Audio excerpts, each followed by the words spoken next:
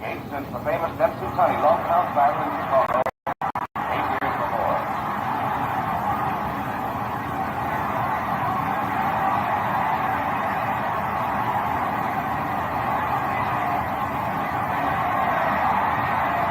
Everyone's stunned by the fury of Lewis's attack.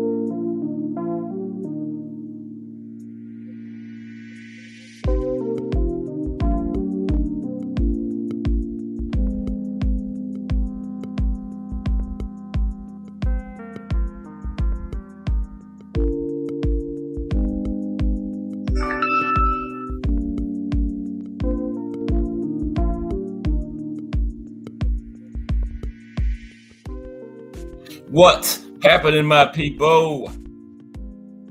It's Cast Sports again, back for another afternoon with the family. Now, as usual, before I get started, let me give a shout out to the JBT community. It's just boxing talk. We're a group of people who just love to talk boxing. And we're always looking for others to join us. And you don't have to have a podcast. The only requirement is you just have to love to talk boxing. That's all. This cast, hashtag JBT. Trump in the building. Salute Trump. Salute to everyone. And welcome to another episode of Cast Sports, the Box Storian. Today, the four kings and their trainers. It's Fantasy Matchups Monday. The four kings and their trainers.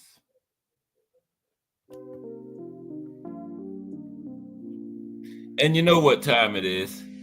If it's Monday through Friday, 2 p.m., it's the Box Storian bringing you all that boxing history.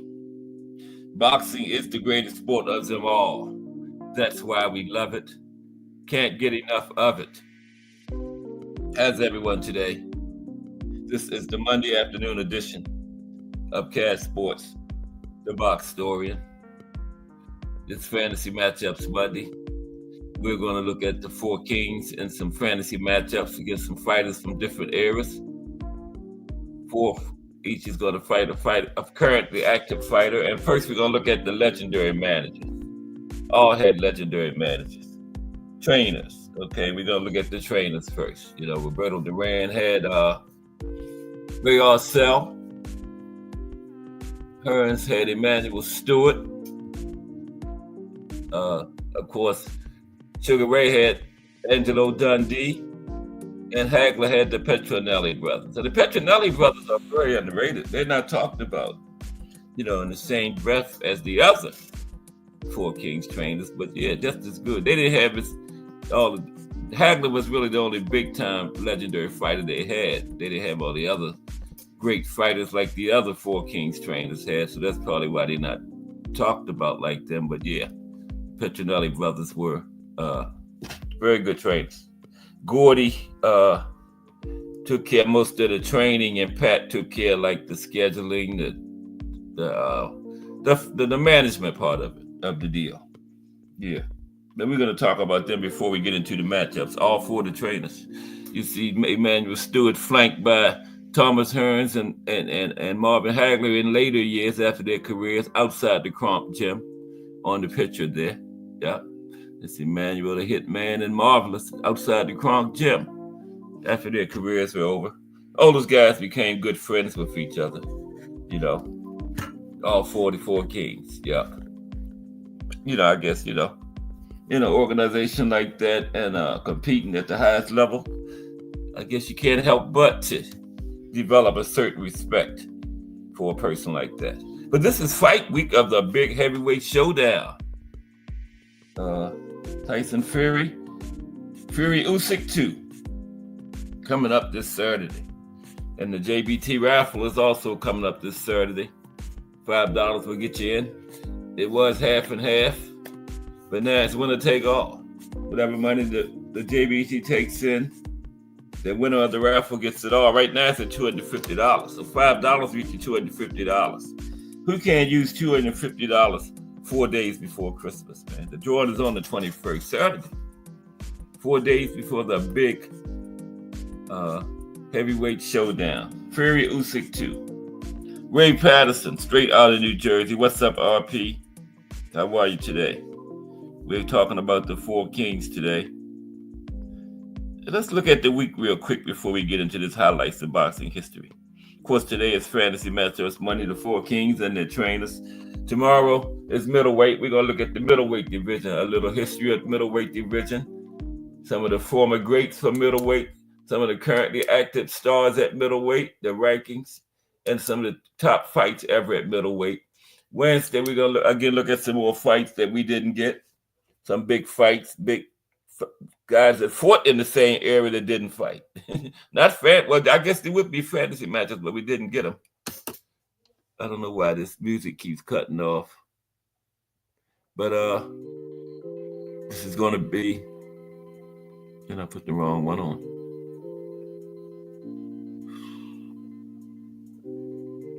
This is going to be fighters that fought the same era, but for whatever reason, we didn't get the fight.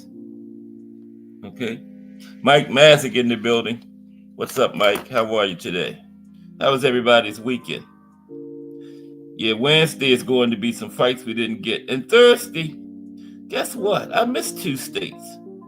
I went from the end of the end, Missouri, straight to New Jersey. I missed Nebraska, and guess what else I missed? Nevada, Las Vegas. How could I miss that? The boxing capital of the world right now, man. So this week will be Nebraska. Boxing in the States, Nebraska. The state where Bud Crawford is from. I went straight from Missouri to New Jersey this week. And yeah, Nebraska and Nevada comes before New Jersey. So that will be this week. Nebraska. Excuse me for a minute.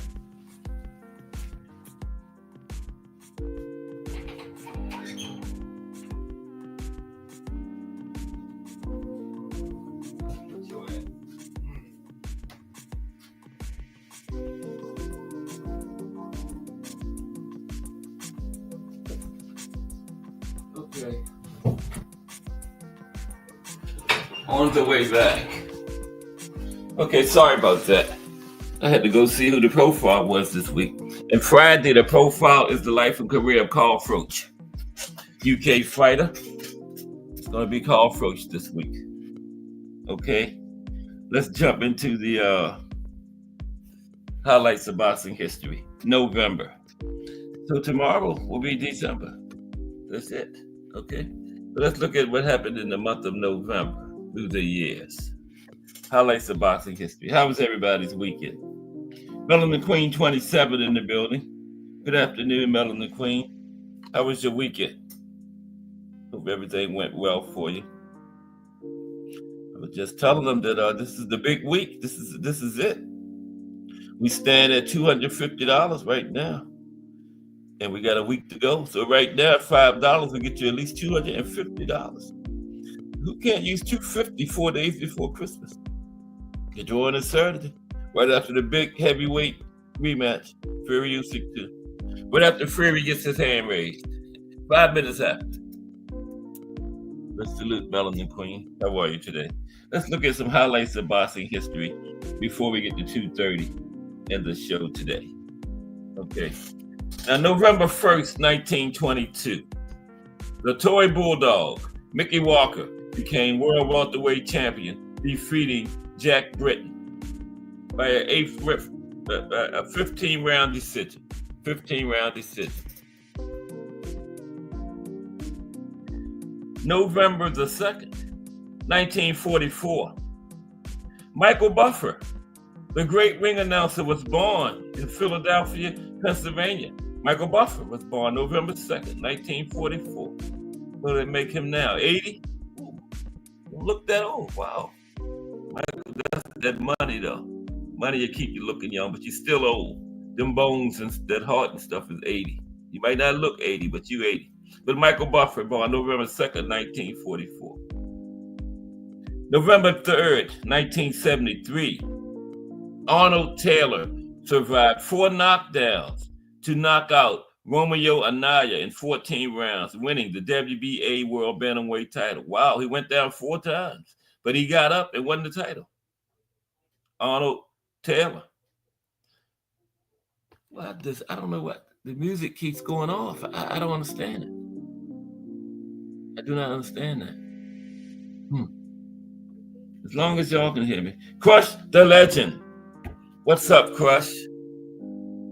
How are you today? The music keep going out. I don't know what's going on. It's like the 3rd time, but salute, Crush. Good show this morning as usual. Crush the Legend. 6 a.m. Monday through Friday. It's a joint TWT, JBT operation. And yes, it's fire. Salute, Crush the Legend. Fantasy matchups Monday. The 4 Kings and their trainers. But right now, some highlights of boxing history. November 4th, 2006, Floyd Mayweather Jr., Pretty Boy Floyd at that time, 2006, became the WBC and the linear welterweight champion, defeating Carlos Valderrama. Pretty Boy Floyd became champion 2006. November 5th, 1994, okay, Big George Foreman, at 45 years old, became the oldest heavyweight champion by defeating Michael Moorer by knockout in the 10th round. And at the time, he was behind on all 3 judges' scorecards. Big George, November 5th, 1994, 45. And that still stands at heavyweight, still the oldest heavyweight, but B-Hop passed him. Officially, is 49 years old, Bernard Hopkins, the oldest man to win a title. Okay. November 6th, 1993, Evander Holyfield, the real deal, recaptured the WBA and IBF heavyweight championships from Riddick Bowe at Caesar's Palace in Las Vegas. The fight was temporarily stopped in the 7th round when a parachutist, Fan Man, y'all, landed near the ring. Yeah. And Fan Man made the mistake of his parachute, the strings partly landed in the audience, right in the laps of Riddick Bowe's entourage. And they pulled him in that audience and beat his butt. Fan Man got the worst beating of the night, man. Yeah, he landed on the ring apron, and some of the strings from the parachute was fell right there where Riddick Bowe's entourage was sitting. They snatched this out of the ring and tore him up. Fan Man. Yep. November 7th, 1988. Sugar Ray Leonard became the second 4-division world champion and the first 5-division world champion by defeating Donnie Lalonde. And Hearns was the first 4-division. I mean, yeah, Hearns had 4 when Sugar Ray became the. I'm not understanding that. Became the first 5-division, second 4-division. If he's becoming the second 4-division, how can it be the first 5-division? That's got to be some kind of misprint. Let's disregard that, because how can he be the first 5-division and he's just becoming the first 4-division? So yeah, let's move on. November 8th, 2008. Joe Kawasaki defeated Roy Jones Jr. by unanimous decision to retain the Ring Magazine light heavyweight title. Yeah, he came back. Finally came over here to the United States. That was one of his first fights ever in the United States at that point. That's a big knock on Joe. He always wanted to fight in his country. I don't know. I don't understand what's going on with this music. It keeps going off. I'm going to just try something different.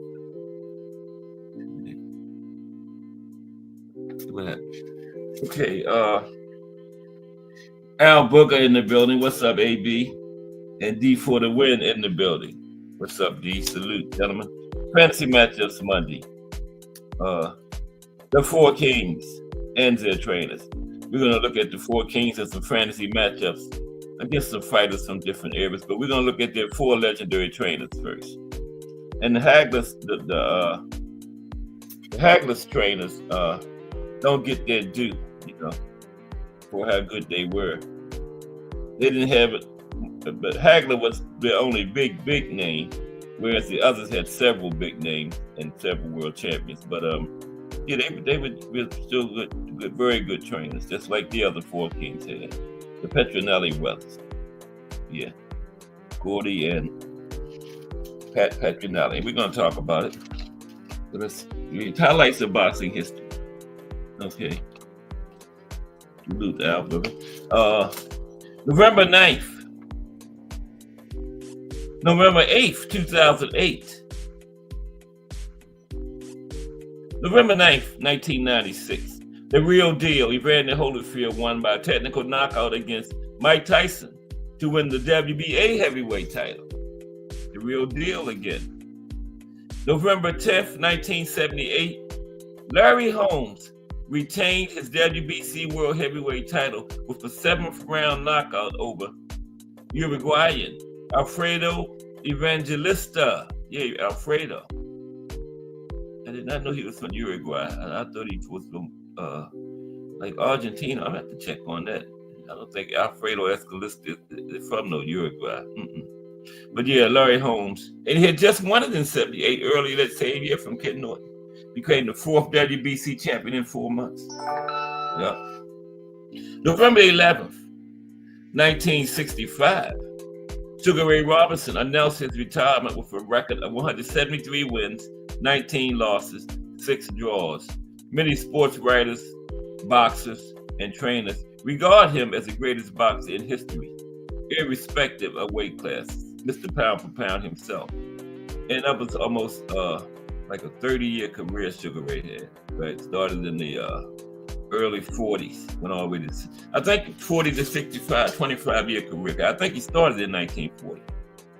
Longevity. November 12th, 1982, the Hawk, Aaron Pryor, retained his WBA World Junior Welterweight title with a 14-round knockout of Alexis Arguello. Yeah, that had to have been the track because this track is playing. The other one keeps cutting off. Let me double check. Sorry, y'all. If it cuts off again, it's the track because the other one didn't go off.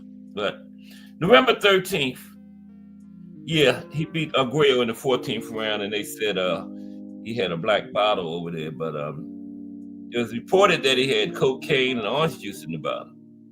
And another fighter that used to fight for Panama, wasn't it Panama Brown? Is that what his name was? Yeah. He had a reputation as shady trainer, and this other fighter said he put some kind of asthma pills in there to help your breathing, something to help your lungs be stronger later in the fight or something like that. But yeah, that's what they said. So Panama claimed it was something because he had an upset stomach. But anyway, he beat up Guerrero twice. So Guerrero was going for the first 4 times, but he fell short. Hearns ended up being November 13th, 2010. The Pac-Man, Manny Pacquiao defeated Antonio Margarito for the WBC Super Welterweight title, making Pacquiao the first boxer to win world titles in 8 different weight classes. That's when he got 8, 2010. Yeah, 2010. That's when we wanted Manny in Florida around that time. November 14th, 2009, Manny Pacquiao defeated Miguel Cotto to become the first boxer to win a world title in 7 different weight classes. Look at that, man. He got 7 and 8 almost exactly a year apart. He got 7th weight class on November 14th, 2009, and the 8th weight class on November 13th, 2010. Almost a year to the day. Wow. November 15th, 2003, Manny Pacquiao defeated Marco Antonio Barrera to earn the Ring Magazine featherweight title. Manny must have had a thing for winning titles in November, I guess. November 16th, 1961, Frank Bruno was born. Frank would go on to win the WBC Heavyweight Championship in 1995 and be known for his exceptional punching power, scoring 38 knockouts in 40 wins. Yeah, Frank had pop, 38 and 40 wins. I gotta know. That's gotta be over 90. Yeah, that's 95% knockout rate. Now that guy had pop, Frank Bruno. Yeah. November 17th, 2001. Lennox Lewis recaptured the heavyweight title as he avenged his loss against Hasim Rahman. Yeah, Hasim stopped Lennox. Lennox got stopped by some lower level guys, man. The other guy, Otto Wallen, the one that cried, wasn't that his name? No, that wasn't him. Otto something, the one that burst out crying in the ring, remember? Yeah. And but he avenged both of them.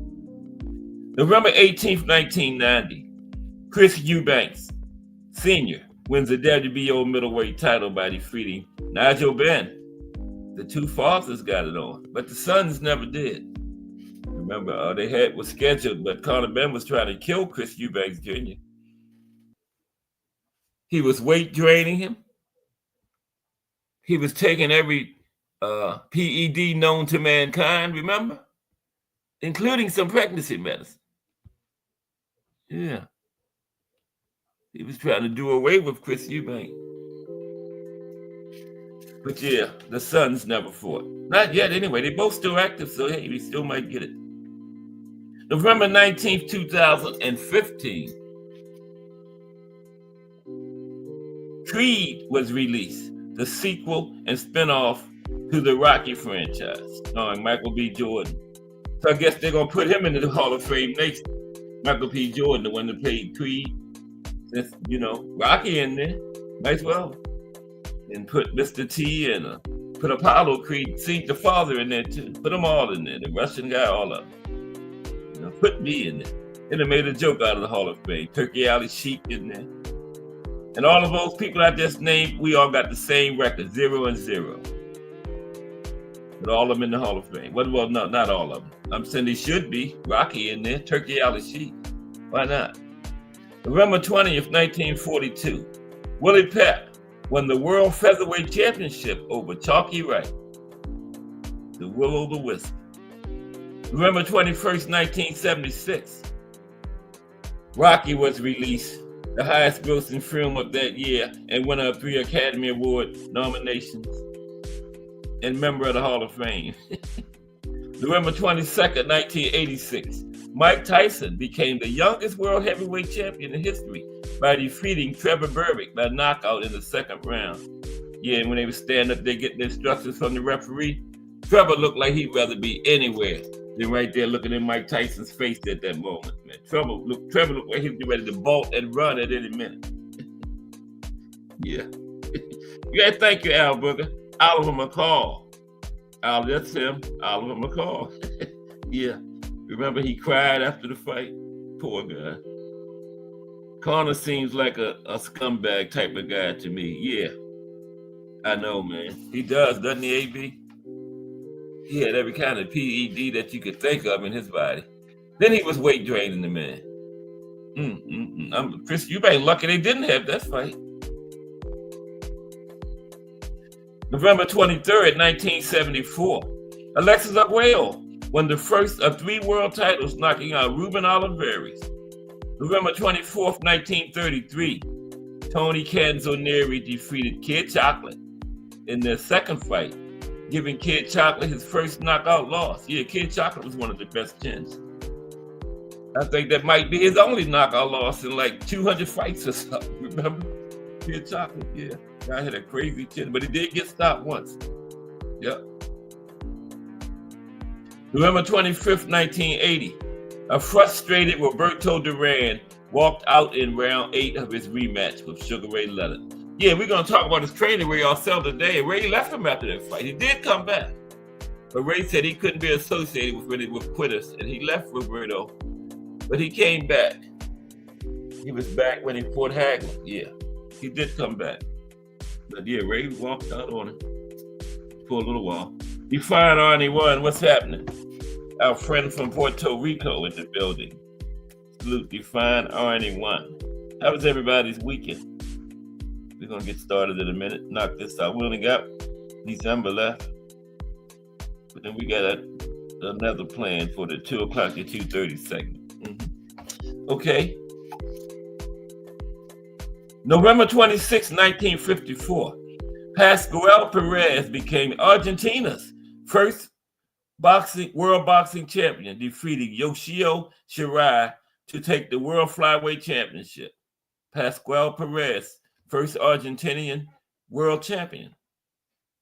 Yeah, that's when a little while after that was when the WBA, the NBA changed to the WBA because boxing was becoming so international. Yeah, about 7 or 8 years later.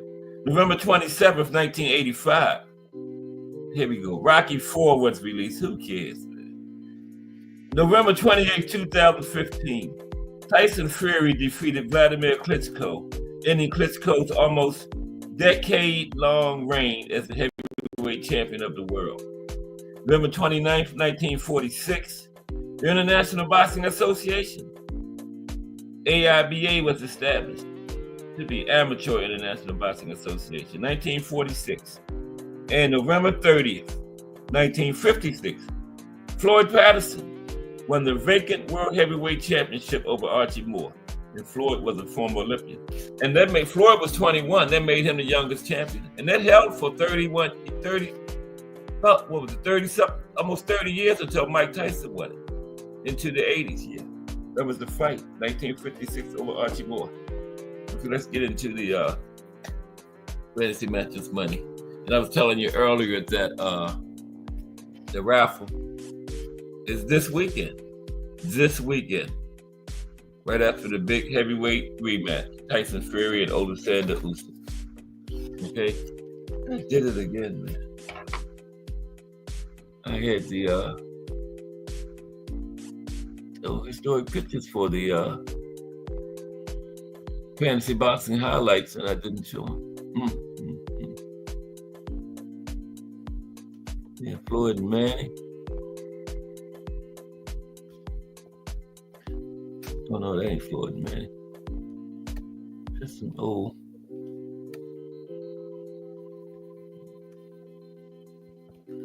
That's Joe Louis and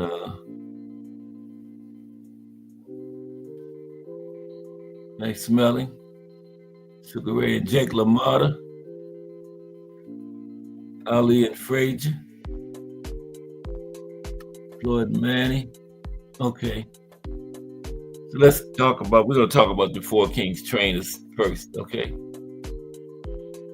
Fantasy matchups Monday. The Four Kings and their trainers. Legendary trainers.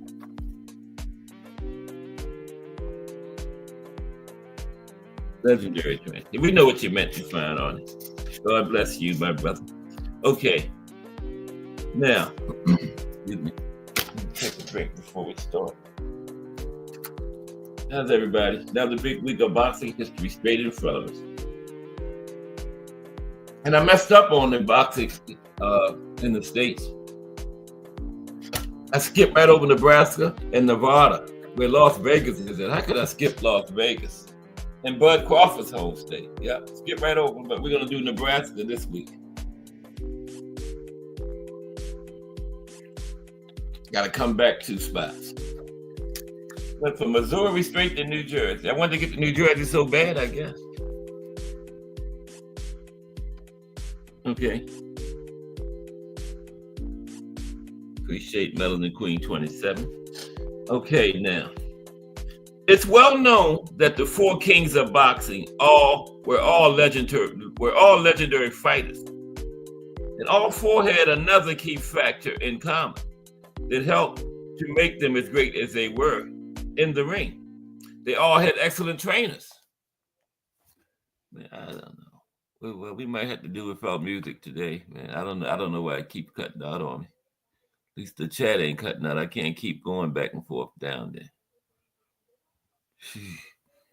This is gonna be rough.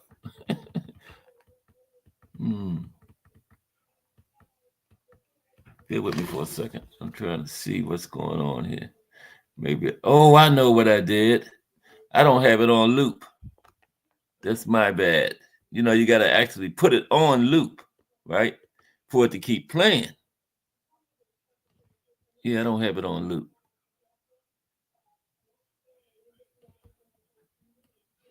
Yeah, now it is. Now it is. Man, yes. Okay, yeah, we should be okay now.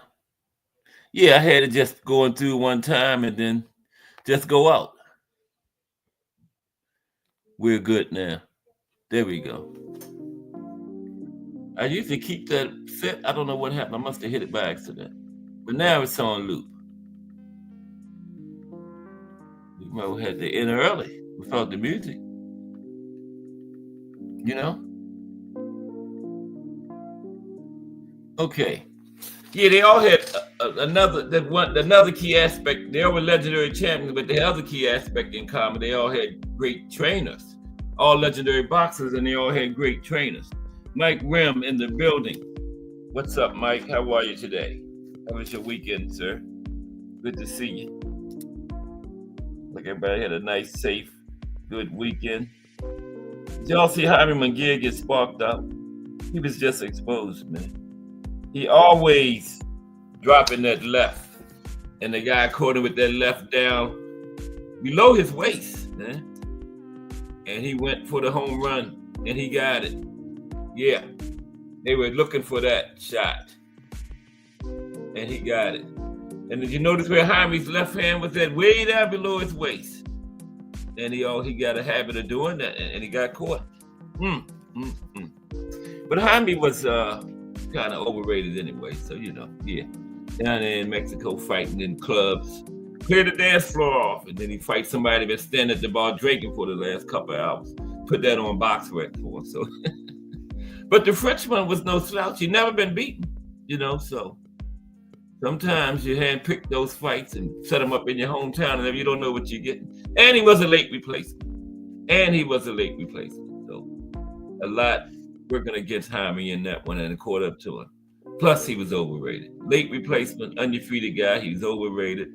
Carries his hand low repeatedly. Got caught. But let's go back to the Four Kings. I enjoyed it, though.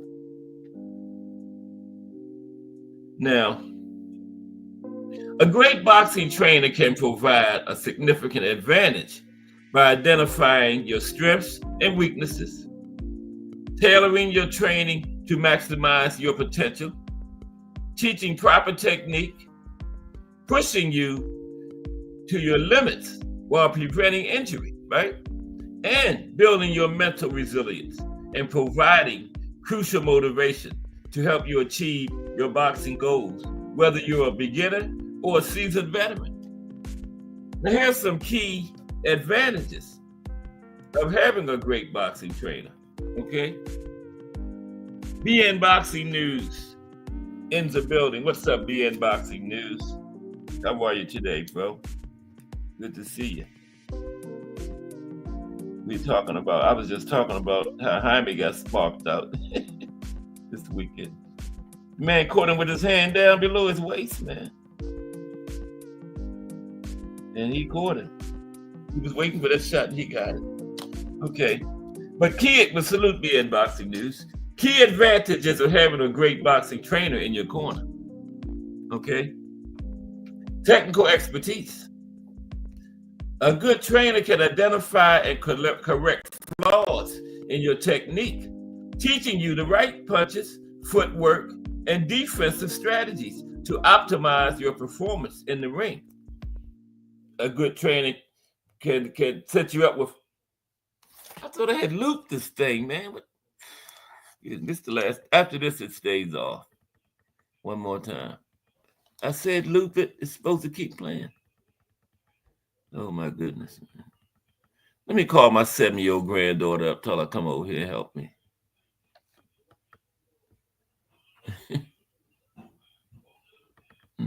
Well, 8 years old now.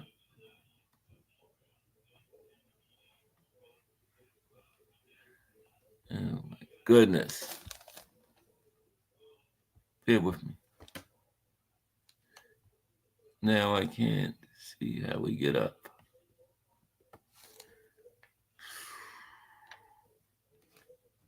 Excuse me. Bear with me, please. I don't know what.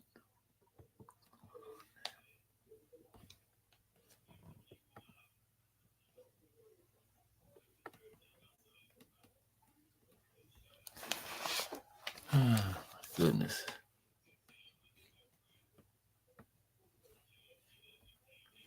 Now I can't get back into the brand.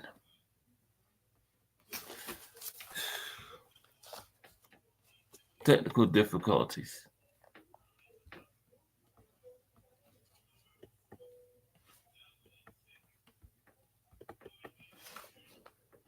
Oh, my goodness.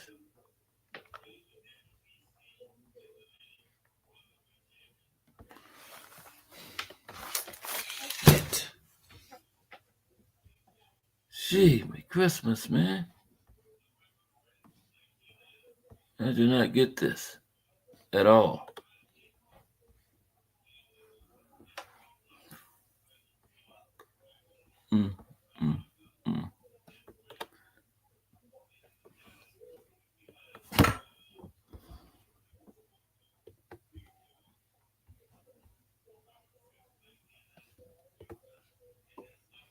We're going to get it. I can't get back to my. Oh, there we go. There we go. Thank you. We're just going to do it without music today because I'm messing the whole program up, messing with this music. Keep on messing with this music. Okay? No music today. This is the last time. If it goes out this time, that's it, man. Because I'm wasting too much time. I'm sorry about that. I work on it when the show ends, okay? Now, where were we? We've been talking about trainers before we get into the fantasy matches. Then we're going to talk about some of these trainers. Now I can't see my display up on the screen. Okay.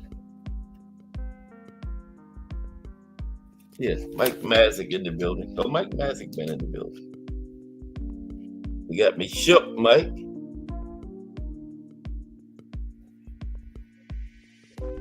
Okay. Now, your personalized training. Now, a good trainer will create a training plan specific to your boxing type, right? Your stress, your weaknesses, ensuring you're working on the most relevant aspects of boxing for you, right?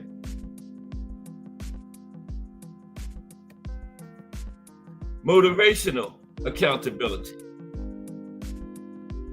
A good trainer can keep you focused and motivated during training, pushing you to work harder and achieve your goals, especially when you might be tempted to slack off. And winding down. Mental conditioning.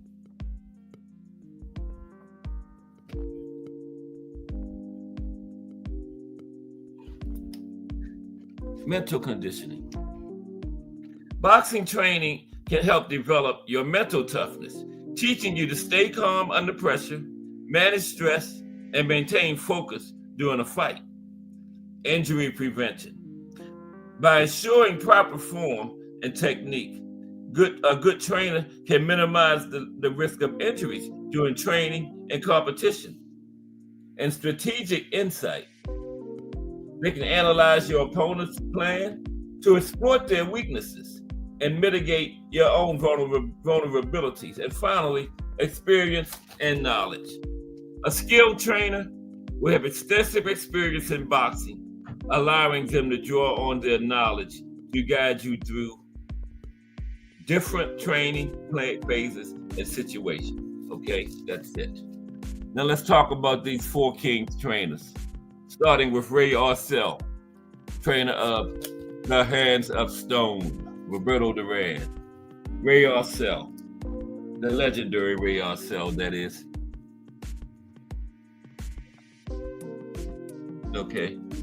Now, Ramil Ray Arcel was born August 30th, 1899. He was active in boxing from the 1920s through the 1980s, 60 years. Talk about longevity. Now, I believe I got it on the music. I believe I got it. Don't speak too soon, though. Now, Arcel trained 20 world champions. He was born in Terre Haute, Indiana, the son of Rose Waxman and David Arcel. His parents were Jewish immigrants from Russia and Romania.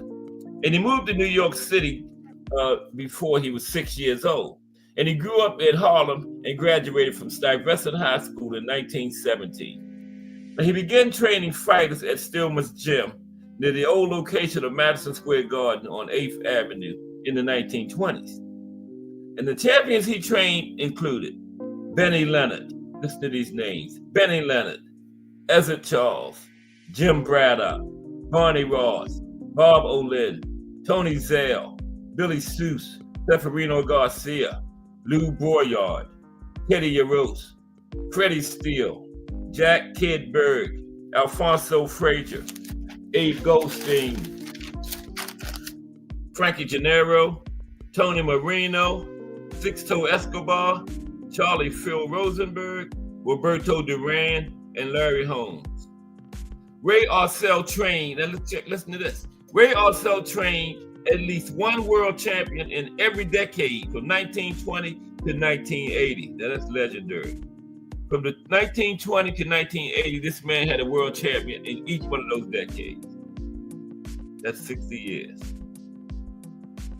Now, after some disputes with Jim Norris and the International Boxing Club, that's the International Boxing Club, or IBC, that was the mafia-backed organization, remember? And Ray had some disputes with him. And after that, he retired from training boxers. And then, after the dispute with the IBC, he was injured with a lead pipe during an attack in Boston in a case that was never solved by police. Now, you know who did it. He just had a dispute with the IBC, the mafia-backed organization. Then he got beat with a lead pipe. Okay? Now, he returned in the 1970s to work with Alfonso Frazier and Roberto Duran. Now, after Duran quit in his second fight against Sugar Ray Leonard, Arcel left Duran, right? And he did return to him, though. He prepared Larry Holmes for his fight against Jerry Cooney. That was having returned to Duran's corner in January 1982 for Duran's fight against Wilfred Benitez. And Ray Arcel was inducted into the International Boxing Hall of Fame posthumously in 1991. Okay, they are so.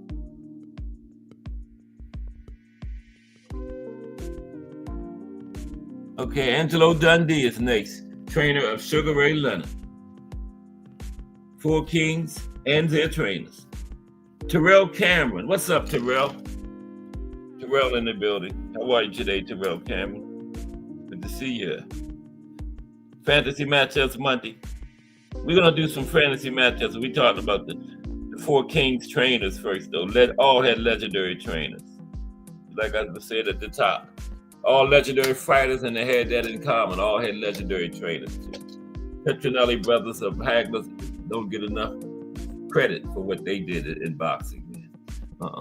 Okay, Angelo Dundee, trainer of Sugar Ray Leonard. Now, Angelo Dundee worked with 15 world champions, including Muhammad Ali, of which Dundee was internationally known for his association with Ali. Other world boxing champions he worked with included Sugar Ray Leonard, Sean Mannion, Jose Napoles, George Foreman, George Scott, Jimmy Ellis, Carmen Basilio. That was his first world champion, Carmen Basilio. Willie Pastrano, Manuel Rodriguez. Yeah. And Angelo was born, Angelo Marina, on August 30th, 1921 in Philadelphia, Pennsylvania, to Italian immigrant parents. Philomena Theonelli, mother of 7 children, and Angelo Miranda, a railway construction worker. Now, Angelo's name ended up being started out as Marina. His father was Miranda because he messed his father's name up on the immigration form. It was really Marino. They made it. It was really Miranda, but they wrote Marina, right? Yeah. But anyway, his father was an Italian native from Raggiano Gravino, Italy. Now, in the early 1940s, Angelo changed his surname to Dundee after the United States champion boxer Johnny Dundee. So he changed his name to Dundee after one of his idols, a boxer. Okay. Now, during World War II, Angelo served as an aircraft mechanic in the United States Air Force, including an active service deployment to England in from 1944 to 1945. Now, Angelo's first experience as a cornerman work was in the United States Air Force boxing tournaments. And after leaving the Air Force in late 1945, at the end of the war, Angelo headed to New York, where he was employed as a bucket guy at Stillman's Gym as an apprenticeship as a boxing trainer. Now, after completing his apprenticeship in New York City, Dundee relocated to Miami Beach, Florida, where he worked with his brother, Chris Dundee. And his brother was the founder and owner of the 5th Street Gym down there in Miami Beach. I think one of their nephews runs it now. Yeah, that was a big legendary gym. Anytime any boxer from anywhere in the world went anywhere near Florida, they stopped in that 5th Street Gym. Yeah, that was kind of like the Kronk back then. You could get some good sparring and stuff in there. Now, Carmen Basilio was the first world champion who Dundee acted as a cornerman under. Basilio defeated Tony DeMarco for the World Welterweight Championship in 1955.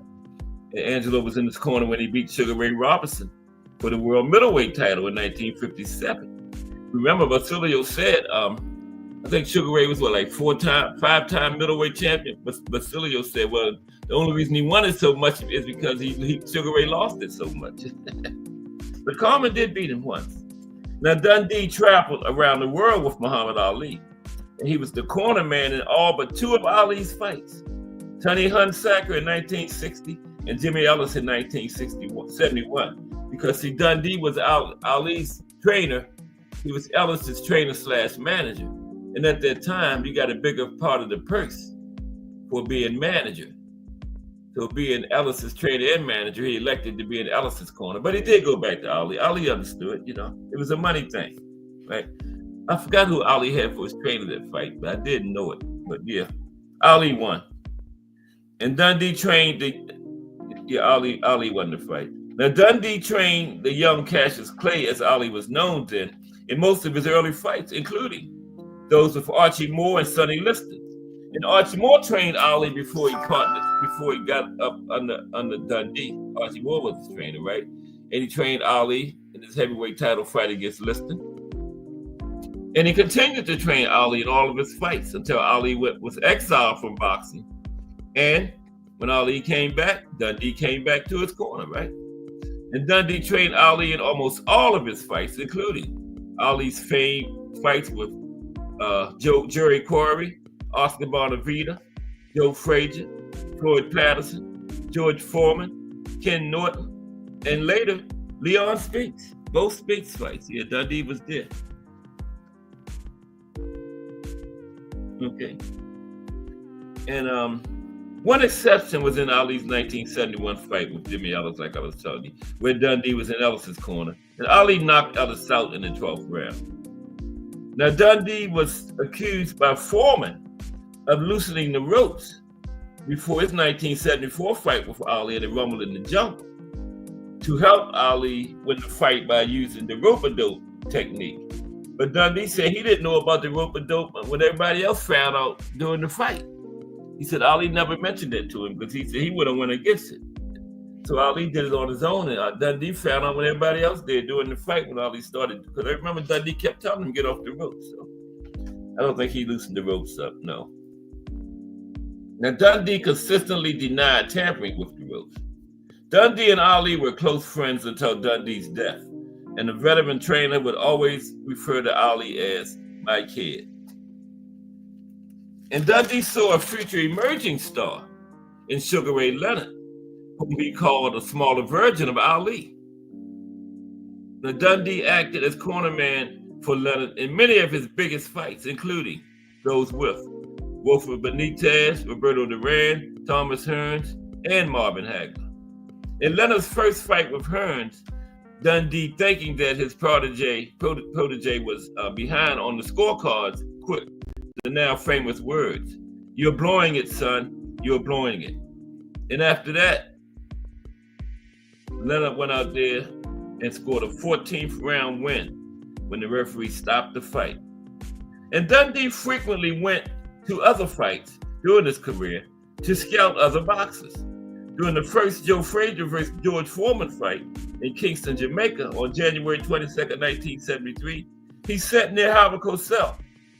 Howard Cosell was recording a call for ABC for a tape delay broadcast. And Dundee was overheard pleading for the fight to be stopped. Frazier was repeatedly being knocked down. And the fight was finally stopped after Smoking Joe was knocked down for the 6th time. And Foreman won the fight by a 3rd round TKO. Okay? Yeah, I got the music fixed. Yeah, Terrell said if it's broke, not broke, don't fix it. Okay. Now, Dundee later teamed up with George Foreman. In his second career, he was training Foreman for his 1991 heavyweight title fight loss against Evander Holyfield. And he was in Foreman's corner in the 1994 heavyweight title fight win, where he set the record for the oldest heavyweight champion ever, oldest boxer ever to win a championship at that time. Yeah, Dundee was in his corner, right? And he also trained some other world champions: Luis Rodriguez, Willie Pastrano, Ralph Dukas, Jose Napoles, Pinklon Thomas, Trevor Berbick, Jimmy Ellis, Wilfredo Gomez, Michael Nunn, and Sugar Ramos, okay? And throughout his career, Dundee was widely respected as a decent, honorable man in an often corrupt sport. Perhaps the greatest tribute to Dundee was paid by Howard Cosell, who said, "If I had a son who wanted to be a boxer and I could not talk him out of it, the only man I would let train him is Angelo Dundee." And Angelo was inducted into the International Boxing Hall of Fame in 1992. Okay. Emanuel Stewart, trainer of the Hitman. Thomas Hearns, the Four Kings and their trainers. Next is Emanuel Stewart, trainer of the Hitman. Now, Emanuel Stewart was born on July 7th, 1944. He was known for being a legendary boxing trainer. He was also a commentator for HBO Boxing. Stewart was also known as the godfather of Detroit boxing. He trained 41 world champions throughout his career, most notably Thomas the Hitman Hearns through the famous Croc Gym, and later heavyweight Lennox Lewis and Vladimir Klitschko. Emanuel trained over 24 boxers who turned out to be champions. In the course of his career, his heavyweight fighters had a combined record of 34 wins, 2 losses, 1 draw in championship fights. Emanuel is a member of the International Boxing Hall of Fame and the World Boxing Hall of Fame. He was also known for his charity work in Detroit, helping youth regain an education. And Stewart was born in Bottom Creek, West Virginia, but by the age of 12, he had moved with his mother to Detroit, Michigan, after she divorced his father, right? And after moving to Detroit, Stewart worked briefly in the auto industry before eventually going to Brewster Recreation Center, where Joe Louis and Eddie Futch both trained. And Stewart began an amateur boxing career, and he compiled the amateur record up 94 wins and 3 losses. Never turned professional, right? All amateur, 94 wins, 3 losses, including winning the 1963 National Golden Gloves tournament in the bantamweight division. Yeah, it was pretty good. Pretty good, but never turned professional. Emmanuel didn't. Jarrell Hattie, what's up? Kensaw Love 1 in the building. And Jarrell Hattie. What's up, Kensaw Love 1 and Jarrell Hattie? Salute. Fantasy matchups Monday. The 4 Kings and their trainers. We're going to do some matchups in a moment, but first, I wanted to talk about these legendary trainers all the 4 Kings had. That showed you training makes a difference. All of them had just legendary trainers, man, including Hagler. The Petronelli brothers were very underrated. We're going to talk about them in a minute. You know, Ray Arcel, Emanuel Stewart, and Angelo Dundee all had numerous big name fighters.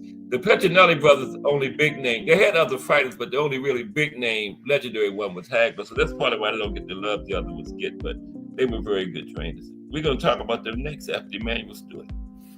So let's finish up Emanuel. We appreciate everybody. Hope everybody had a good weekend.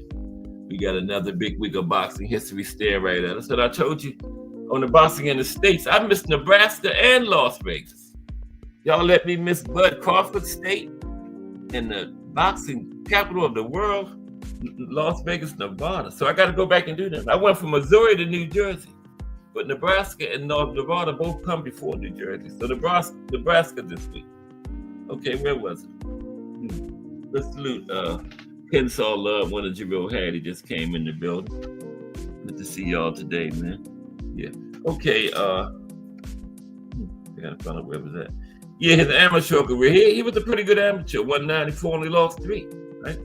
Bantamweight division. Now in 1971, Stewart took his half-brother, James Stewart, to the nearby Croc Gym, a hotbed for amateur boxers, in the 1970s. And Stewart eventually became a part-time coach there. And he trained many of the nation's top amateur fighters. He eventually translated his success in the amateurs into a career training championship-level professional fighter. On March 2nd, 1980, Hilmer Kenty became Stewart's first world champion by knocking out world lightweight champion Ernesto Espada. Yeah, not Hearns. Hilmer Kenty was his first champion. Hearns was the second. Stewart achieved his most notable early success with welterweight Thomas Hearns, whom he changed. Check this out. He changed Hearns from a light-hitting boxer into one of the most devastating punchers in boxing history. Now, the power had to be there. You know how they say in football, you can't teach speed. You can't teach power. Evander just showed him how to bring it out, but the power had to be already in there, man. You know, Evander just brought it out of him. But he turned it from a light-hitting puncher into one of the top punches, most devastating punches in boxing history. I think he's number 18 on the Top Ring Magazine's top 100 punches ever. I think the Hitman is number 18. Yeah. Okay, let's continue. Hearns became one of Stewart's most successful and popular fighters, fighting Sugar Ray Leonard, knocking out Roberto Duran, and challenging undisputed middleweight champion Marvelous Marvin Hagler for his title. And Stewart was well known for his outgoing personality and endless energy. In addition, Stewart was very giving and was known for being a father figure to his fighters. And even though Stewart was a pretty good amateur fighting, his passion was in the training part of the sport. And he was inducted into the International Boxing Hall of Fame in 1996. Okay. Next is Marvin Hagler's trainers, the final one. I say them for last. The Petronelli brothers. 4 kings and their trainers. There they go. See him flanked by 1 to his immediate right, 1 to his immediate left. That's Gordy on the left, Pat on the right. Pat is the oldest. Gordy handled the training part. Pat handled the managerial duties, like, setting up the purses and setting up the fights, the purses. He dealt with the sanctioning bodies and the promoters and all that stuff. The one on our right, Gordy, he did the training part of it, right? Now, the Petronelli brothers managed and trained world middleweight champion Marvelous Marvin Hagler. Their other fighters included Robbie Sims, Steve Collins, and Kevin McBride. In 1983, the Petronellis received the Al Buck Award for Manager of the Year by the International Boxing Hall of Fame. They were born in Brockton, Massachusetts. Pat in 1922, Goody in 1923. Now, both brothers were World War II veterans, and Goody was a successful amateur welterweight boxer. He takes care of the training duties of the two. And they grew up as close friends with Rocky Marciano. And both the Petronellis and Rocky Marciano's fathers had immigrated from the same region of Italy. Now, the Petronellis were also friends of Marciano's trainer, Ali Colombo. And the Petronelli brothers opened their Brockton Gym in 1969. The same year, both Marciano and Colombo, his trainer, died in a plane crash and automobile accident, respectively. Now, Goody Petronelli focused on training their fighters, relying on his Navy medical experience as a cut man in the ring, while older brother Pat Petronelli mainly handled, I thought the music had went again. Pat Petronelli mainly handled the business aspects, including fight scheduling and purse negotiations. Now, the teenage Marvin Hagler, who had moved with his mother from Newark, New Jersey to Brockton, Massachusetts in 1967, he began training at the Petronelli Brothers Gym shortly after it opened. Now, Hagler, he was with them from day one, but first he went into another gym down the street from theirs, and he stayed in the other gym for a week. He felt he wasn't getting the attention in that gym. So after a week, he left there and went right down the street. The Petronellis had somebody told him that somebody had just opened a new gym up down the street. So he went down there to the Petronellis, and the rest is history. He was with him from then all the way through the end of his professional career. Yeah. And under the Petronellis' tutelage, Hagler became the national AAU 165-pound champion in 1973, right? Put in the middleweight as an amateur too. Incredible. He fought a middleweight amateur and entire professional career. Yeah. Isn't that something? Now, though Hagler was a top-ranked middleweight title contender, for most of the 1970s, the Petronellis found it difficult to line up high-profile opponents that was willing to risk facing him. That's what Joe Frazier told him. He said, "You're black, you're a southpaw, and you're good. You have 3 big strikes going against you." Okay. And those were some of the primary obstacles in his path to getting a title shot. But the brothers often had to travel with Hagler to other fighters' hometowns in order for them to fight him, right? But the brothers finally got Hagler his title shot at the WBA and WBC middleweight titles in 1979 against Rito Antilfermo, right, in Las Vegas, Nevada. But the fight was ruled a very controversial draw, 15-round draw, right? Then in 1980, after winning 50 of 54 professional fights, Hagler got his second shot at the crown when he faced British fighter Alan Minter, who had earlier won the title from Antuofermo. Fermo. So that made Hagler the linear once he won it because he beat the man that beat the man. Now Hagler bloodied Minter early, winning on a third round TKO. So that's lineal. He beat the man that beat the man. So the Petronellis would guide Hagler through 12 successful world title defenses over 7 years, right? Including celebrated fights against Roberto Duran and Thomas Hearns before he lost to Sugar Ray Leonard in a very, very, very, very, very, very, very, very controversial fight. Right? Yeah. And that turned out to be Hagler's final fight. Never fought again, never came back. Yep. And the Petronellis trained others who would compete in world title fights also, but no big names, like WBO and super middleweight champion Steve Collins. They trained Hagler's brother, USBA middleweight champion Robbie Sims, who lost to Sambu Colombe in 1988 for the WBA championship. They trained Malawian light heavyweight Drake Thadze, who lost to Virgil Hunter in the WBA title fight in 1995. They also trained Pat's son, Pat Petronelli's son, Tony Petronelli, who won the North American Boxing Federation light welterweight title in 1976. And I think Tony still runs their gym up there in Brockton. I know at one time he had taken it over. Both brothers have passed away now, but Tony was running the gym. I don't know, not sure if he's still running it here.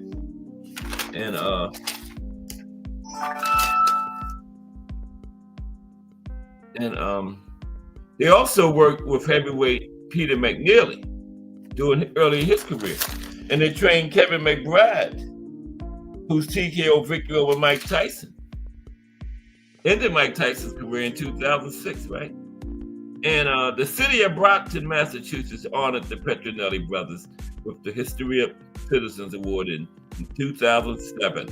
Okay, let's look at some of the Four Kings and some matchups now, okay? It's Fantasy Matchups Monday. So we got to have some fantasy matchups, right? The first one, Four Kings against the Legends. First one is Roberto Duran versus Alexis Arguello at 135. At 135. Duran versus Arguello. And they were in the same, they fought smack dab right in the middle of the same era. I never knew why they didn't fight. Probably was a weight class thing. They came through some of the weight classes, but at different times.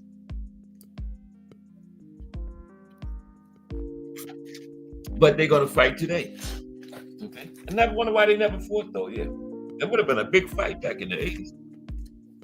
Roberto Duran versus Alexis Arguello at 135. Okay.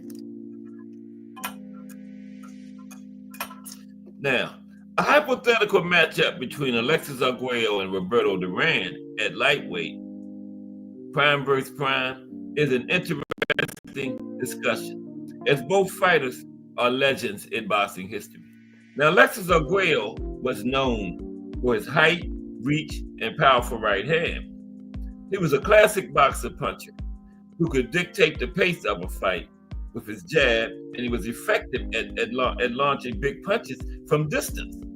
His ability to counter and his precision made him a formidable opponent. Now, Roberto Duran, he was famous for his aggressive style, incredible stamina, and relentless pressure. Duran was a master at fighting on the inside. He had a ferocious body attack, which often wore down his opponents.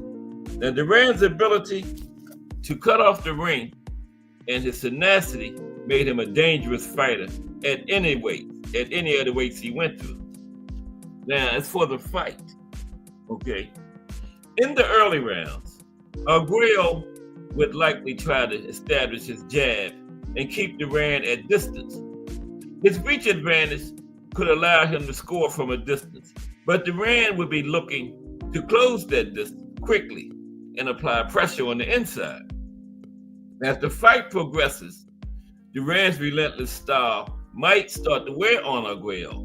Now, if Duran could get inside and work the body, he could diminish Arguello's power and effectively, he could diminish his power and effectiveness if he could get inside. Duran could.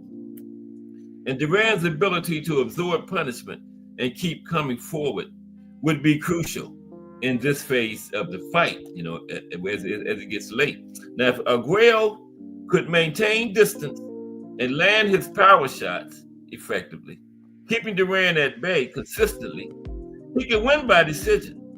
But if Duran could consistently close the gap and work his body shots on the inside, he could wear Aguayo down and potentially stop him in the late rounds. Now, given Duran's track record against other top fighters and his ability to adapt, I lean toward Duran winning a closely contested decision because of his toughness, volume punching, and relentless aggression. Duran by decision in that one, okay? Next king is Marvin Hagler. Each of the 4 kings is going to be in 2 matchups. 4 matchups against actively fighters from today. Marvin Hagler versus various opponents at 160. Now, how great was Marvin Hagler? Now, how would he fare against some other great middleweights?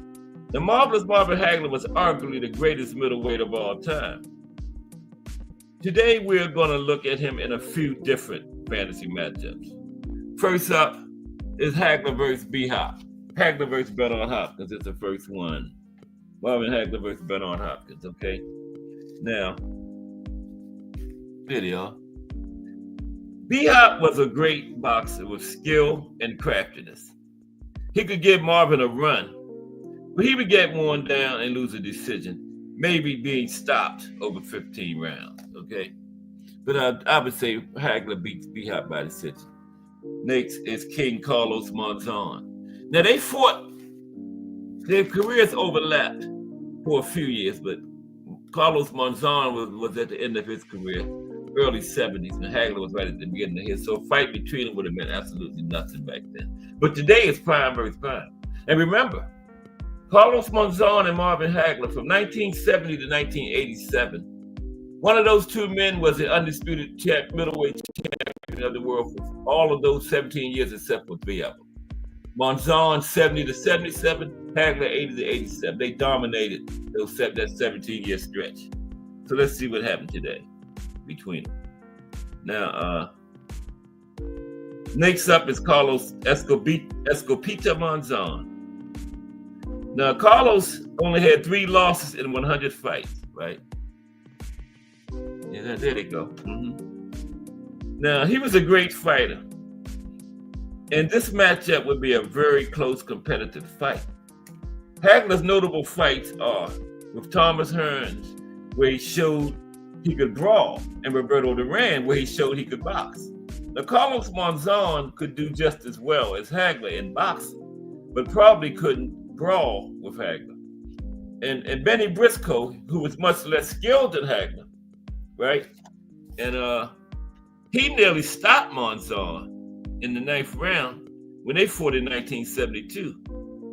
So Hagler would probably win this one by close decision in 15 or 12 rounds from the inside dominance. The inside edge would give him a slight edge in the fight. But Monzon would have a very good chance of coming out on top. I did that before, I called it a draw. But I can see this one going either way, but I lean Hagler slightly. Okay. Next up is the Great Harry Grab. The Great Harry Grab. Only man to beat Gene Tunney in his career, Harry Grab. Only man to beat the great Gene Tunney. Yeah, Manos de Piedras. That's right, Al Booger. The Hands of Stone. Okay, Manos de Piedras. Okay, Harry Grab. Next up for Marvelous Marvin is the Human Windmill, Harry Grab. Now, Grab was an aggressive, fast, swarming brawler. He was the only man to ever defeat Gene Tunney, a slick, clever boxer. Now, Hagler will have his hands full with Grab, right? Hagler's going to have to brawl. If he tries to box, Grab will force the brawl. And this is a difficult one to pick. Now, I want to say Grab but Hagler only lost once in the last 11 years of his career, so I had to call it a draw, man. I can't pick it. Had to call it a draw. I'm sorry. And the final matchup for Hagler is Mr. Pound for Pound himself, Sugar Ray Robinson. Sugar Ray Robinson and Marvin Hagler. Now, okay, gotta keep track. Yeah. Okay, the final matchup for the marvelous one is Mr. Pound for Pound himself, Sugar Ray Robinson. Now, Sugar Ray could box, he could brawl, he could do anything in the ring. Now, Hagler was a great fighter and would put up a good effort against Sugar Ray, but prime versus prime, I take Sugar Ray by decision. It would be a close and interesting fight, but Sugar Ray Robinson is the pound for pound best boxer in the world, in history. Can't say nothing else about it. Sugar Ray, but by decision. Hagler would go the distance. Okay, next king in the ring, Thomas Hearns versus Pernell Whitaker at 147. Thomas Hearns versus Pernell Whitaker at 147. It even looked like them a little bit. That's from one of those games, you know. I got that picture from one of those games they got. That kind of looked like them. Look more like Sweet Pea than Hearns look like Hearns, though. But that's them. Pernell Whitaker versus Thomas Hearns. Okay. All right. At 147. 147. Oh, okay. That's my place momentarily. Got the music working. Oh, yeah, Al Booger. I still got him at 160. Yeah. It'd be a tough one, though. Be a tough one. Yeah. Because, I think Sugar Ray, even if he hadn't fought, say he started in the 50s at 160, I still think he had a Hall of Fame career from what he did at 160. He won it 5 times, So I would say if he went like in the 40s, mainly 147, he could have stopped at the end of the 40s and made the Hall of Fame at 147. Or he could have started in the 50s at 160 and never fought at 147 and made the Hall of Fame for what he did at 160. So, yeah, I would still pick him at 160, but it would be a closer fight at 160. A much more competitive fight. And Hagler might get the edge Hagler might get him at 162, Al Booker. That's a good point. Yeah, Hagler might get him at 160. Yeah. But Sugar Ray, yeah, he was pound for pound, so But that is a good point there. That's something to think about. Yeah, at 160. Mm-hmm. So now, Thomas Hearns versus Pernell Whitaker, right? Now, Whitaker was one of the most naturally gifted fighters ever. Extremely good defense, very fast. And many forget Hearns too was a master boxer, right? The Hitman had a versatile style that included a appalling jab, a legendary cross, and a powerful right hand. Hearns was a devastating puncher throughout his career, even at cruiserweight, right? When he went all the way up there, he was still punching like that. Hearns is ranked number 18 on the ring's list of 100 greatest punchers of all time. Now, Sweet Pea, his defensive focused style included strong counterpunching, flawless footwork, elusiveness, and he was a master tactician and a pound-for-pound legend. And Sweet Pea was the undisputed lightweight world champion for 8 years, from 1989 to 1997. That don't get talked about enough. 8 years he reigned, 89 to 97, undisputed. Now, many people picked Sweet Pea to win this fight. Personally, I pick Hearns, and I don't believe he would have that much trouble with Sweet Pea. Sweet Pea fought and beat Roger Mayweather, who a lot of people call Roger Mayweather the poor man Thomas Hearns. Sorry, Roger. Yeah, I heard people say that before, though. Roger was the poor man Thomas Hearns. Now, in this matchup, Sweet Pea would be facing the real Thomas Hearns, right? The real deal. Now, Sweet Pea would bob and weave, but Hearns is not the type of fighter that's going to wildly flail away at him. After a couple of misses, Hearns would step back and reset, using that incredibly long, stiff jab to adjust. Now, Whitaker would have to get close and come into the danger zone just to make a fight of it. And Hearns also had an underrated left hook to the body and to the head. And at some point in the fight, he will catch Sweet Pea. And if he doesn't knock him out, he will have him hurt to the point where by the late rounds, the referee will stop the fight or Sweet Pea's corner will throw in the towel. Hearns wins by late round stoppage in this. Hearns by late round stoppage, okay? And the final one, we got 4 more coming up against today's, but this is the final first phase. Final king in the ring, Sugar Ray Leonard versus Manny Pacquiao at 147. Sugar Ray Leonard versus Manny Pacquiao at 147. Oh man, I ended something. Bear with me for a minute, please. I have to do the show with my hands in my pockets, man, because I'm always hitting something. Damn. Come on. Okay, there we go. All right. Man, I got it back and then did it immediately again. Okay, here we go. Sugar Ray Leonard versus Manny Pacquiao. 147, okay? Now, this is a very good fantasy matchup, because both of these fighters are considered among the greatest in boxing history. Now, Pacquiao was known for his incredible speed, footwork, and power. He was a multiple division champion, winning titles in 8 different weight classes. And his unique southpaw stance and aggressive fighting style made him a difficult opponent for anybody capable of overwhelming fighters with his combination of speed and volume. Now, Sugar Ray Leonard was a master technician with exceptional boxing IQ, speed, and power. Leonard was also known for his ability to adapt mid-fight and his resilience. Now, as a champion in multiple weight classes, Leonard faced and defeated some of the best fighters of his era, including Roberto Duran and Thomas Hearns. Now, in a prime versus prime matchup, several factors would come into play, including weight class, strategy, and style matchups.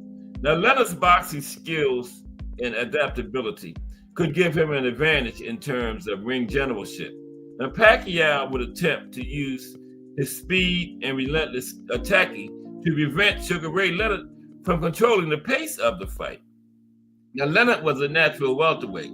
Manny was not. And I believe Leonard's size, speed, power, skill level, and overall boxing instincts and ability would prove too much for Pacquiao. Okay? I doubt if Pacquiao could hurt Sugar Ray in any significant kind of way. And, have a very hard time trying to penetrate Sugar Ray's defenses. Leonard wins by wide unanimous decision. Sugar Ray Leonard by wide unanimous decision in this one. Okay, so now we got all 4 of the kings against 4 fighters from the current era. Okay, Al Booker said Sweet Pea would have a very hard time with the Hitman jab. Yes, Al. And plus he had I think it was a 5-inch reach advantage on it. All that, and then you got to get past that 5-inch reach. And he had to come up in that danger zone of that right hand. That's one thing about Hearns. He had that long jab, and you come in close, you got to come into the danger zone of that devastating right hand, man. So yeah, I think he would clip Sweet Pea with something. Thomas Hill in the building. What's up, T Hill? Yeah, Al Booger, I think he would clip Sweet Pea and hurt him bad. Sweet Pea probably could dance around with his defense ability and last for a while though, into the late rounds. But yeah, he gonna have to come into that danger zone, man, because of that reach and stuff, and that's gonna get him caught. Okay, we got the 4 kings against 4 different fighters from this era. Now, okay, the first one is Roberto Duran versus Vasyl Lomachenko. Duran versus Lomachenko. I thought I had a picture. Oh man, I don't know. Everything gets out of order. Okay, Roberto Duran versus Lomachenko. There it is, right there. Roberto Duran versus Lomachenko is first. Okay. 135. 135. That was Duran's best weight class, and Lomachenko never went past 135 yet. Well, he's not going to go past 135 now because this late in his career. D Free hashtag TWTDC in the building. What's up, D Free? We just doing the fantasy matchups, and it's the 4 kings. Right now, we're going to look at the 4 kings against 4 fighters from the current era. First is Roberto Duran versus Vasyl Lomachenko. First matchup. Now, Lomachenko was known for his exceptional footwork, speed, and technical skill. He employs a unique combination of angles, quick combinations, and defensive maneuvers. He also has the ability to adjust mid-fight and create openings through movement. And Lomachenko is also known for his high boxing IQ and his conditioning. Okay? Now, Lomachenko may be able to outbox Duran for a spell, because Duran did have some problems catching up to cagey 135-pounders, like in his fights against Adolfo Barriet, Lou Bizarro, Villamar Fernandez, and Leoncia Ortiz, right? So it figures that Duran might also have some problems early with Lomachenko's mobility and angles. But Duran was tenacious and pretty much always found ways to close the distance, right? On fast-footed lightweights. You know, he might have had some problems early, but Duran always found a way to close the distance and break them down. And he would do that against Lomachenko, too. Now, Lomachenko Loma had more than he could handle against a talented. Lomachenko had more than he could handle against a talented but relatively inexperienced Teofimo Lopez, right? He was exhausted and ready to go down in the 12th round, remember? And off that fight, it's hard to give Lomachenko any real shot at outboxing Duran for 12 or 15 rounds, okay? So, Duran would put on too much pressure, too strong, too hard-hitting. In a 12-rounder, Lomachenko would barely survive to the final bell in 12 rounds. But I would give it, I think he would make it, lose a wide decision. Now, in 15 rounds, I have him getting knocked out between 13 and 15. Yeah. He would get done in by the power and tenacity of the hands of stone. Yeah, 12 rounds, I think Loma would make it. Duran would beat him by decision. But 15, nah. He's coming up out of there between 13 and 15. Okay. Next is Marvin. Is Triple G still active? Well, he's active today. Marvin Hagler versus Triple G is next. Marvin Hagler versus Triple G. There's Hagler. There's Triple G. I couldn't find a picture of them together. At 160. 160. Hagler never fought anywhere else, remember? But 160. Okay. Now, Hagler was a precision fighter with a come-forward style and a southpaw stance, right? He was middleweight champion for 7 straight years and is considered one of the greatest middleweights in boxing history.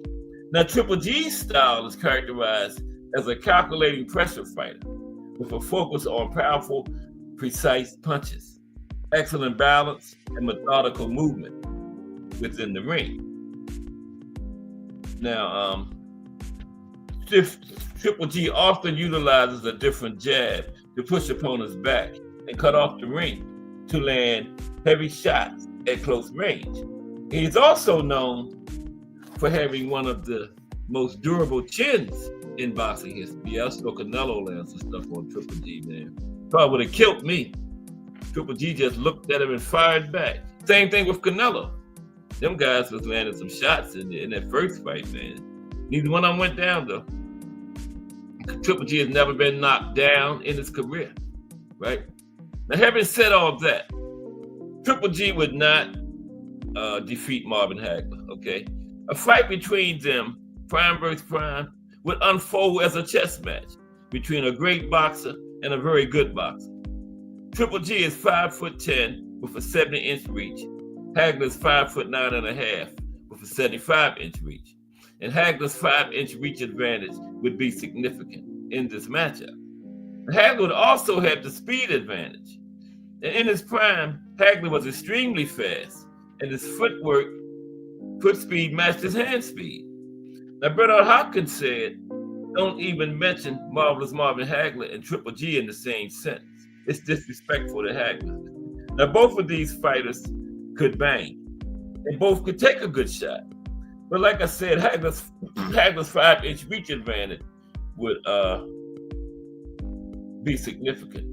And Hagler has faced much better competition. And his reach advantage and his competition gives him the clear advantage. Overall, Hagler is simply the better fighter. And he wins by unanimous decision in this one. Hagler by unanimous decision. Next king in the ring is Thomas Hearns versus Terence Crawford. Thomas Hearns versus Terence Crawford. They come from another game. Kind of look like Hearns, but they don't look too much like Crawford. But that's supposed to be him. Hearns on the left, Crawford on the right. Okay. Them games be way off. They hit like the body type right, but the faces don't be looking too close to me. But Thomas Hearns versus Terence Crawford at 147. Okay. 147. Okay. Let's see. Yeah. 147. Okay. Now, a good big man, style makes fights, and a good big man beats a good little man. And Hearns' style is all wrong for Terence Crawford, just all wrong. And Hearns is at least as talented, hits harder, and is much bigger. And Hearns has faced much better competition. Hearns faced just about every great fighter in his era, remember? And sadly, for a large part of Bud's career, he was unable to get the best of his era in the ring with him. And Bud is one of the top fighters in the game today. You know, his style is known for its offensive capabilities and strategic use of switch hitting, head movement, and defensive techniques. Crawford is a clever boxer puncher. He specializes in timing his opponents and beating them down with a vicious, accurate jab and pinpoint counterpunching. Now, give me for a minute. I haven't got my eye. Oh. Okay. I gotta read with one eye now. Yeah, Crawford, pinpoint counterpunching. Now, of course, Hearns had one of the best jabs ever in the division, and a right hand that was legendarily lethal. Now, the Hitman controlled fights with his jab. He waited and dropped the hammer with his long right hand when he was ready. And this would be a battle of styles, and whichever fighter imposed his will on the other would win the fight. Now, Crawford would fight cautiously, trying to time Hearns and wait for an opening. Hearns would try to disrupt him with his very educated jab and then drop the hammer on him, that long, deadly right hand. Now, again, styles make fights, so whichever fighter would be able to impose his on the other would win the fight. Now, Sugar Ray Leonard could avoid Hearns' right hand and get inside his reach, but Leonard was much far faster than Crawford, right? I think Hearns would control the fight from long distance with his jab and that 4-inch reach advantage, and drop the right hand on Crawford at some point. And if Crawford threw caution to the wind and tried to close the distance unsafely, Hearns would likely land a big shot on Bud as Bud was on the way in. And that scenario could result in a stoppage. But I think Bud would probably remain cautious and last the distance. The Hitman wins by unanimous decision. And finally, Sugar Ray Leonard versus Canelo. I don't know what weight, maybe 154, right? Maybe 154. Okay, it's getting late, so yeah, I'll put the link in there in a minute. Sugar Ray versus Canelo at 154. I'm just gonna brush over this one real quick. Appreciate everybody stopping by today, though. Hope you're enjoying the show. Smash the like and the subscribe to the channel. Don't hit the up like, hit the down like. Just hit one of them. It all matters.